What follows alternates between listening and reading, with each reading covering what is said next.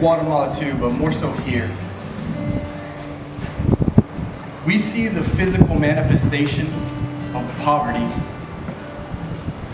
on the outside.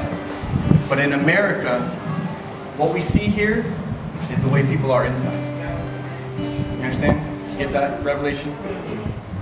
The poverty, the disease, the occult, we see it open and transparent here.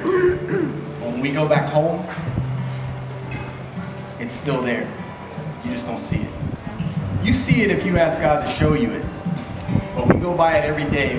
We walk through people. We have people in our own lives. We have family members in our own lives that are just as poor, just as oppressed, just as involved in the occult. And when I mean the occult, I mean anything.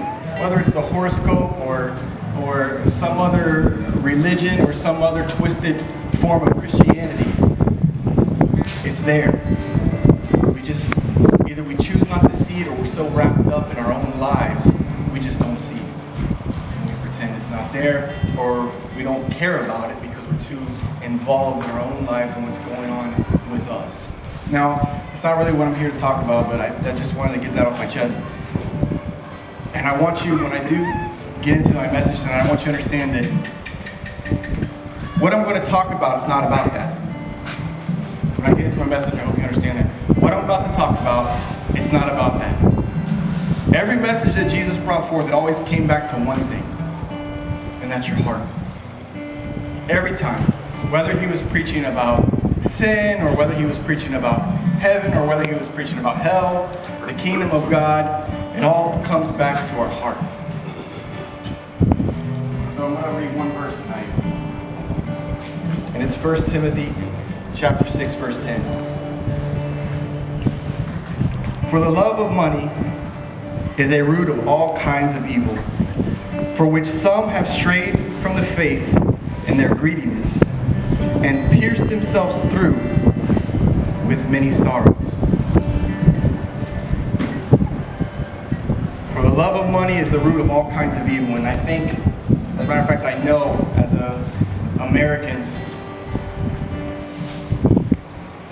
when Jesus said